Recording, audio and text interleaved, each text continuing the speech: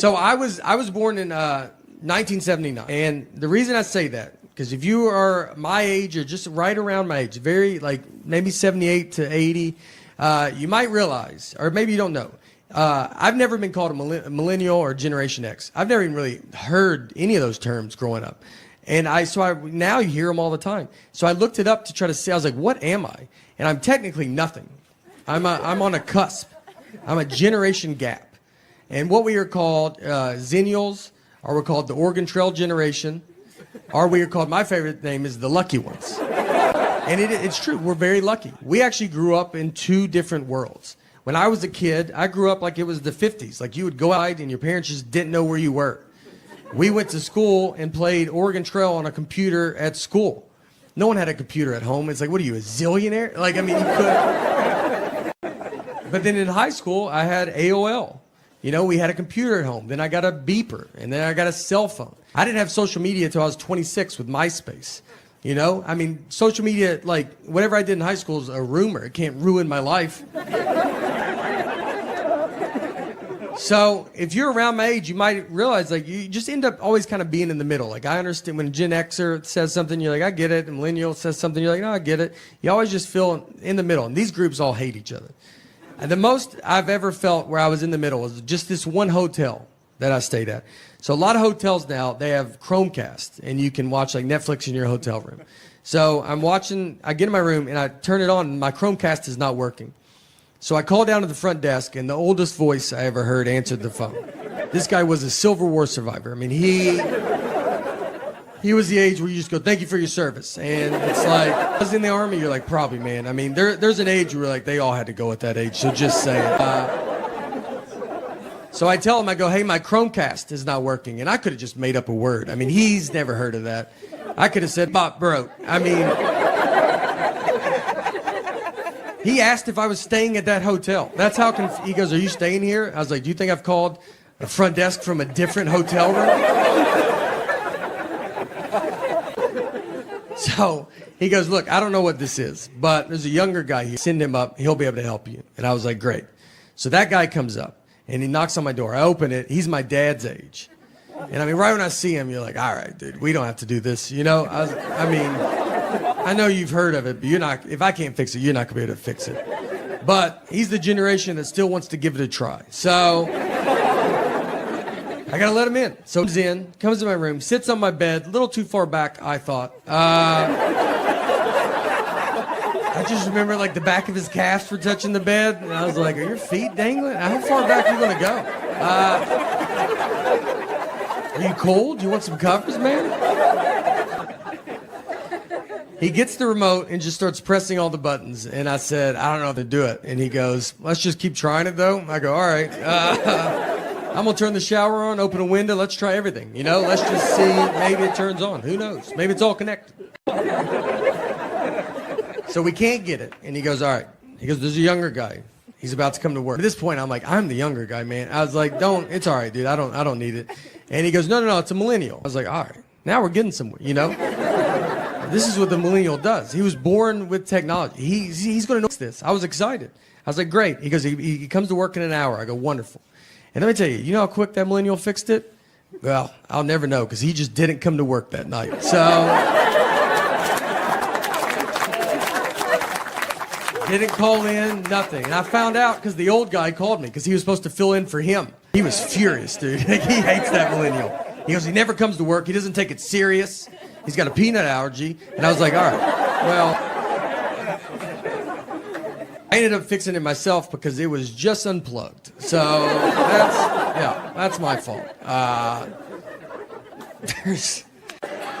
We recycle, you know, and we recycle because of my wife. It's her, she gets all the credit for that. I would never recycle if I was by I don't do it if she's not looking at me. So I would never do it if I was alone. I looked up a list of like, all right, like what are you supposed to do for global warming as an individual? And it was a big long list. But the first thing on the list was my favorite. It just said, just talk to your friends and family about it. Think about your friends and family, like not the ones that are the good ones close. Think about how far out it goes. Just Just when you guys get together, like, do you mind if we talk about global warming for a little? I just thought this would be a good time to get into it. I had a great aunt and uncle fist fight each other at a wedding.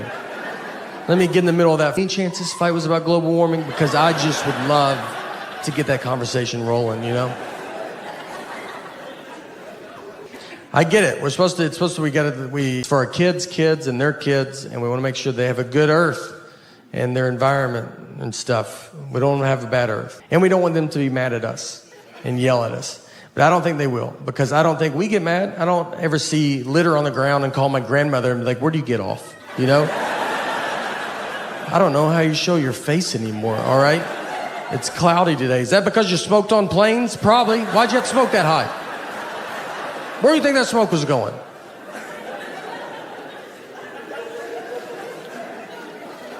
We did stuff as a kid. I did Earth Day as a kid. I think they still do Earth Day. And we did it. I'm from Old Hickory, and we were a plant, like DuPont plant we were a plant town. So they had a plant, and we went and planted trees in front of the DuPont plant. And there was just black smoke coming out of this, like, and we're just in front of it, like, this is for Earth. And if you can't even see us, it's so dark. And we're just like, this is for the Earth of stuff, and we're going to breathe better. And, you know, our daughter's still in our bed, too. And parents don't like that when you say it. They're like, you got to keep them outside. Don't look at them. It's my fault. So we had a kid late in life. We have one kid. And so we're kind of hitting all the sites. And when I get home, travel a bunch and I get home, I'd want us to all sleep in the bed together. And I've kind of built up a habit now, and it's happening.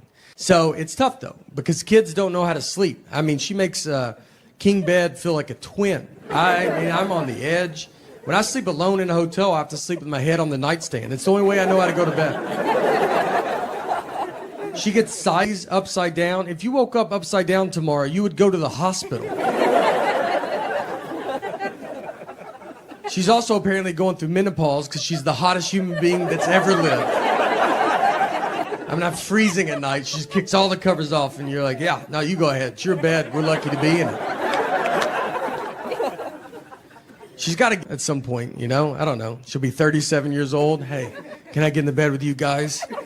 Her kids are upstairs asleep in their bed. Her husband left a while ago. He ain't gonna put up with that. We've been traveling. I've been traveling all over the country during this COVID, and I've seen is, look, in the middle of the country, they're doing good. I went to a NASCAR race. They all had their mask on. They're doing what they're supposed to do. A lot of people are doing it. We're trying, you know. A lot of stuff, we take our temperature. I went to Buffalo Wild Wings. They took my temperature. You gonna tell me that teenager doesn't know what he's doing? Is that what you're trying to...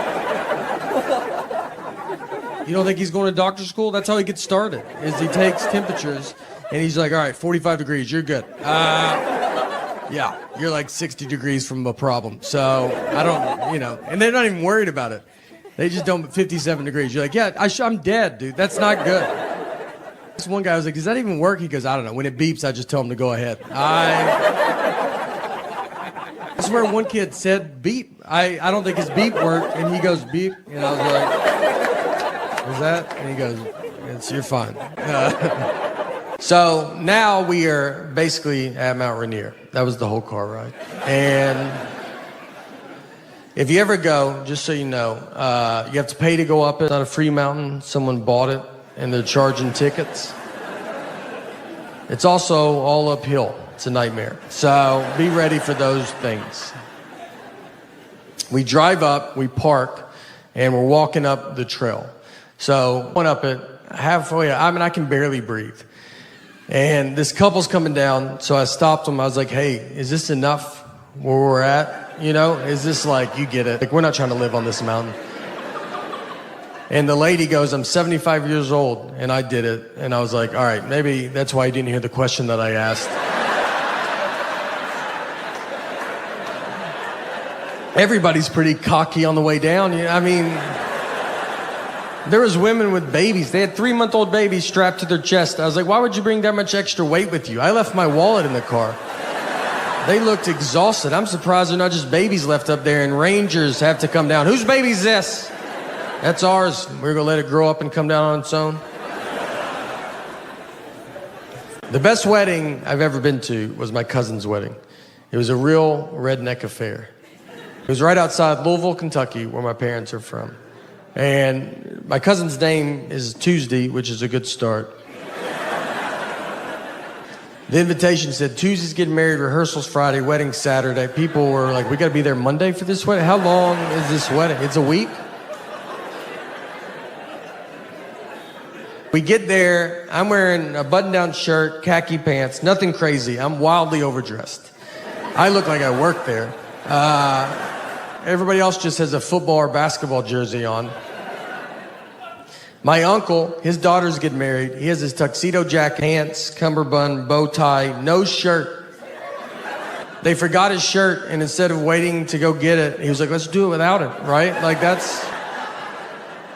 And he doesn't have a body that's like, that's cool, man. You know, he has a body that you're like, put your jacket on backwards, flip it around. Yeah. And then you see his back, and you're like, whew, all right, go back the regular way. Yeah, that's my fault. How's your back worse than your front?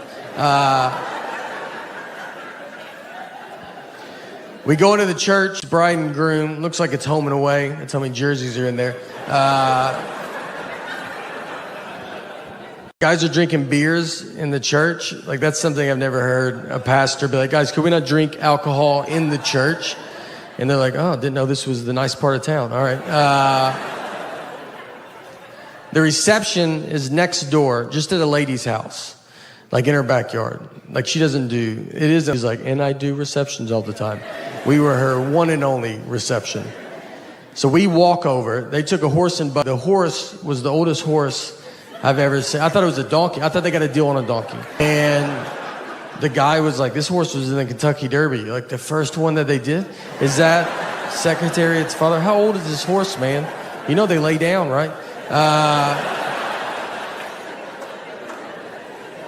So we walked. It took them 45 minutes. They went up a driveway and back down the next driveway.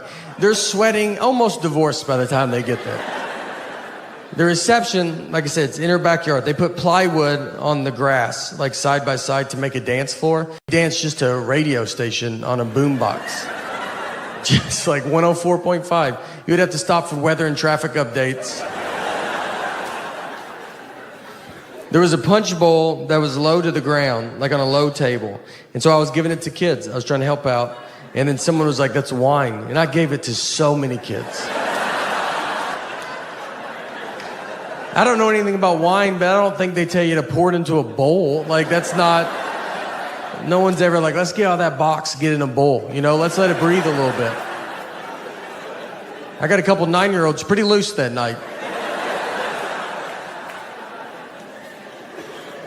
The end of the night comes, everybody's drunk, children, adults, it's across the board.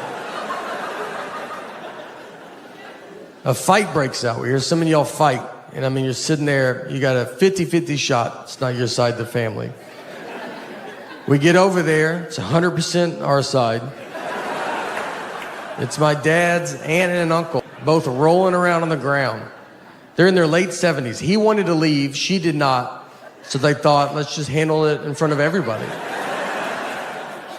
He's on top of him. She punches him. I took speech in college. I would ride there with my friend, going to a business class or something, whatever you go to. I was like, all right, I'll catch you after speech. And I still say a lot of words wrong. That's what I don't understand. I say poem, which no one ever knows. Poem, like, yeah, P-O-E-M, I go poem. We'll fix that, speech class. What if I want to be a poem writer?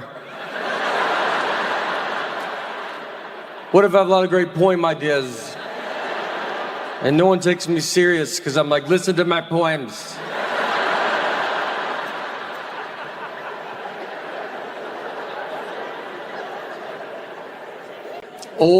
I say ol, super southern one, oil. I don't even know how to say it, like how to y'all. Oil, O-I-L. Yeah, I go motor oil, like 10 full. I mean, Southern Community College, that should be mandatory. Did they fix that? They should write OIL on the board. And I just go, oh. They go, all right, we're going to take care of that, all right? There's a pretty good chance you're going to be working with a lot of that.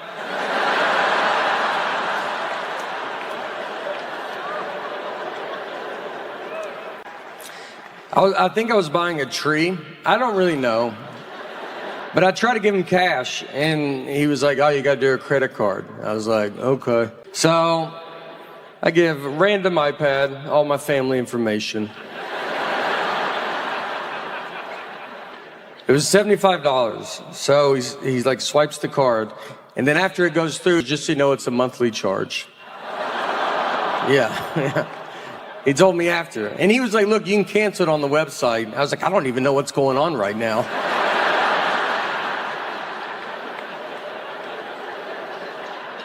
He goes, put your email down for the receipt. I was like, all right. And I just put my wife's email address down.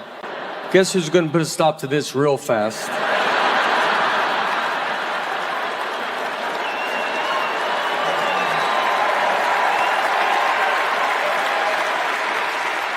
She'll have that tree cut down tomorrow.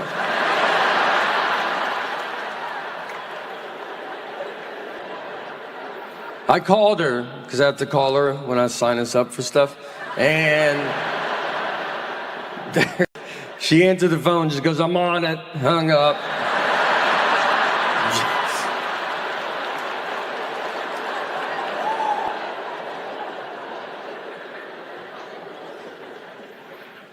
Thank you. All right, look at us. We're doing it, all right? Welcome to the 77th Emmy Awards. You know, it's not a big one like 75 or 80, but it's the one they gave me. It's an honor to be here tonight. I mean, I'm so excited to be here. Just all you guys are so hard to get here. I mean, and it's confusing too, because there's like Reba McEntire. I feel like I'm at the Grammys. Kate Blanchett. I feel like I'm at the Oscars. It's crazy. Tina Fey. I thought like they should have had her host. You know why? We're wondering, like, why am I hosting? I don't know what that was, but all right, it counts as a laugh. It's I've been asked. I have not had, for my career, I'm a stand-up comedian, I've not had a ton of success in Hollywood, but let me tell you, boy, is it going good everywhere else. You might know, if you haven't heard, so we got an idea. As a host, they asked me, when you give your thank you speeches, they just said you got to keep them on time. So they wanted me to come up with a way to do that. So what I came up with is this way, is everybody gets 45 seconds. And honestly, give your speech. I know how hard you guys have all worked to get here. I'm not trying to take anything away. 45 seconds, that's what you got.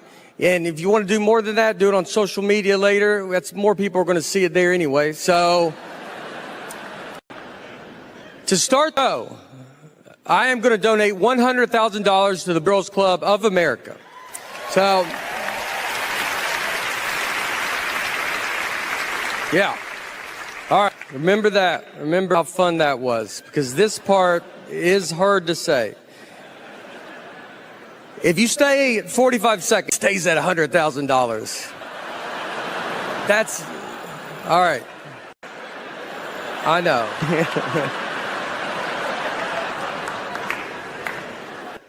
Every second you go on, or over, I'm sorry. Every second you go over 45 seconds, we will deduct $1,000 away from the boys and girls. I know. Oh. That's tough. It's hard. That's tough. It's cool. What are you going to do, though? You know, can't change it. This is a game I made up, and these are the rules. So, something. Look, if you go under, we will put $1,000 a second back on for the Boys and Girls Club of America. Relax. Let's have fun. All right. By the way, we want to see, we already got started. Seth, congrats. Glad he didn't even know about this at all. But What did Seth do? Was he over, under? Stayed the 40 under? No. All right. He under.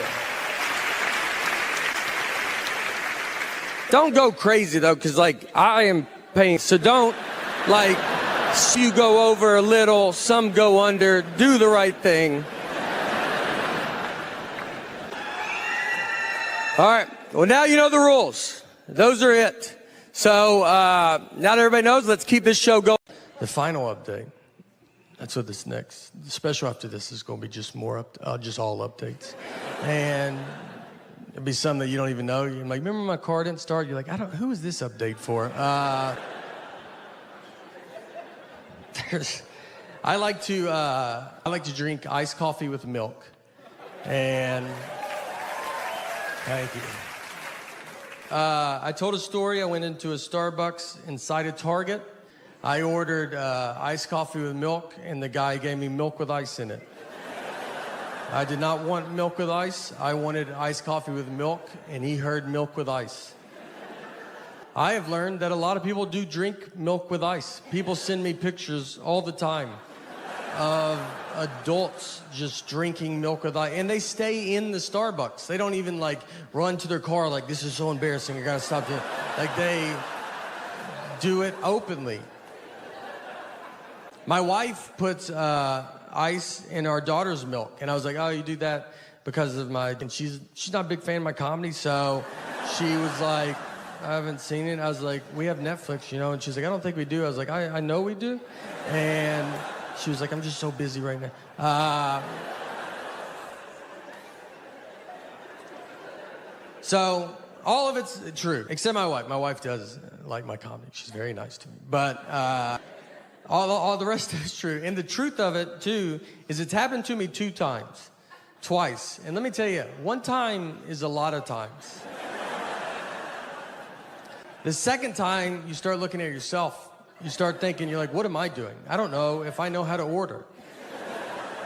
I would order it in a mirror to see what it looked. I was like, iced coffee with milk. I was just trying to see what they would see.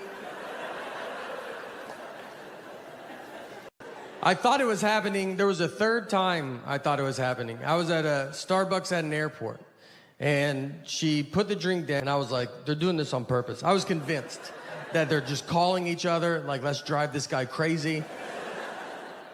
But she just put too much milk into it. It was an honest mistake. And she told me, because she set the drink down, and we're both just staring at it.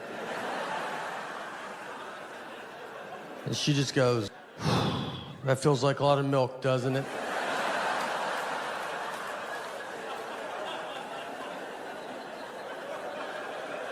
I was like, not as much as usual, but it does feel.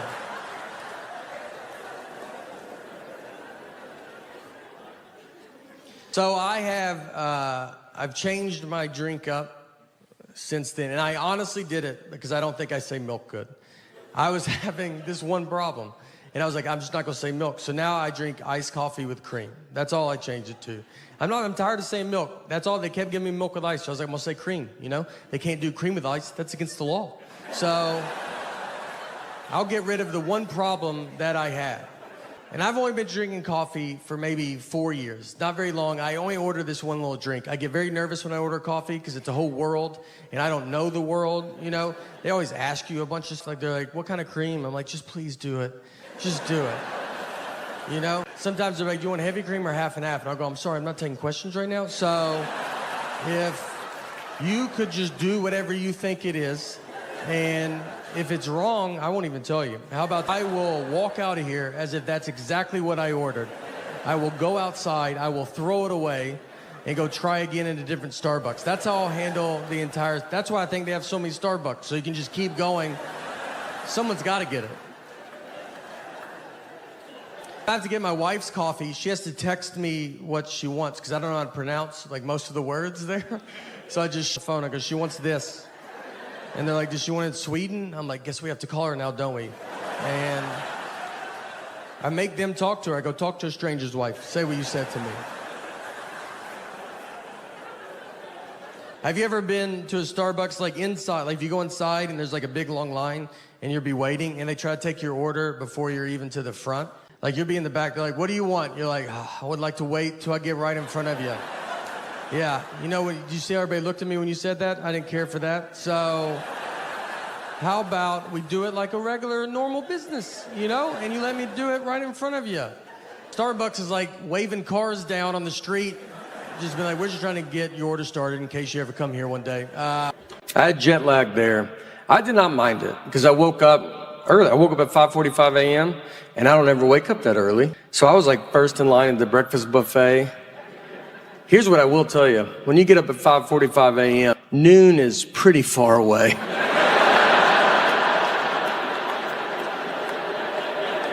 I mean, we'll bet your life it's noon and it's maybe 8:30.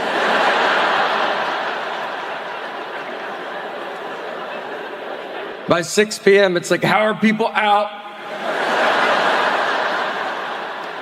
Why won't the sun go down?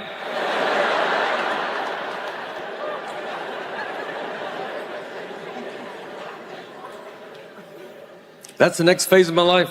I'm getting up early, you know. We're getting up at 9:15, a little bit. Yeah, I've never seen my daughter go to school, but I've been close.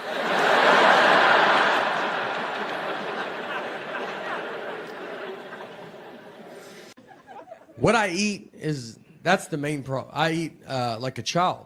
It's not good. He goes, let's go through like what you had for breakfast, or your whole day of eating. He goes, let's go through yesterday. And in my head, I'm like, well, yesterday's not a good day, you know. Let's pick another day. He goes, go through yesterday. I go, all right. I had donuts in the morning. And he goes, all right. Was it like they were just out or something? I go, no, I drove to it. I drove to it, and he's like, is it on your way? I go, nope, I was late to where I was going because of it. He goes, what about late night snacking? And I was like, well, I had Sour Patch Kids last night. And he goes, did you watch a movie? I go, no, just regular TV. And ate only, he's like, the little kid bag? I go, no, it was a bag. It was a bag of them. If you saw it without a label and someone said, hand me that bag, they wouldn't be confused on what you were asking. I always have trouble going to sleep, and I swear every doctor, it's like I eat Sour Patch Kids and have soda, and I'm like, what's going on, man? I can't. Dude, at night, my brain just doesn't stop. And you're like, yeah, dude, you can't eat Sour Patch Kids in bed. Maybe that's a problem. On a sadder note of sorts, we had to put our dog down recently. And it's a tough thing to do, you know. Nothing was wrong with her. I'm just really busy right now. And she was very sick. That was a joke, all right? That was a joke. She would have loved that joke, so don't you worry about it. That's the type of humor she had. She was a rescue. It's not your labradoodle humor, all right? A little darker.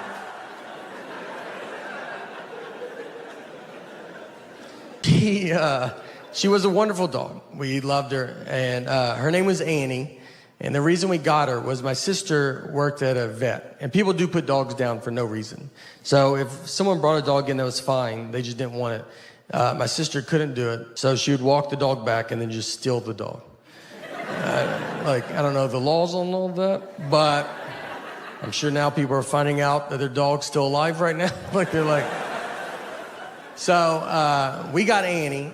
Annie was getting put down. She was a hunting dog, and she was terrible at it. And she was bred to be a hunting dog, and she was just like a misfit toy that just didn't do it. She got shot once, and that's because the guy, he would be like doing target practice, and then she'd just walk in front of the targets, and he would like hit her. He's like, what are you doing? And she's like, what are you doing? She had no awareness about her, the senses that dogs have. We had turkeys in our backyard once, and I let her out to go chase these turkeys. You know, retired hunting dog. Figured that's fun. And we have a very normal backyard. It's not Yellowstone Park. You can see all of it at all times. Push her out, and she just pees and then comes back in the house. Never sees the turkeys. And I'm just looking at her like, you didn't feel anything? Like nothing was going? Like I sensed it as a human on the couch. I felt there was turkeys outside. You want to take just one lap around, see if... The guy used her a lot for duck hunting. So he would shoot a duck. She's supposed to run and go get it and then bring it back. So what I like to picture is he shoots the duck. She runs out, comes back, no duck. And she's like, I don't even know what we're doing. All right, I did not. A million things flew in the air when you shot that gun. And I'm supposed to know which one you hit. And the guy's just looking at her. And then she's like, you're not even the guy that I came out here with. Do you see? Is there another guy?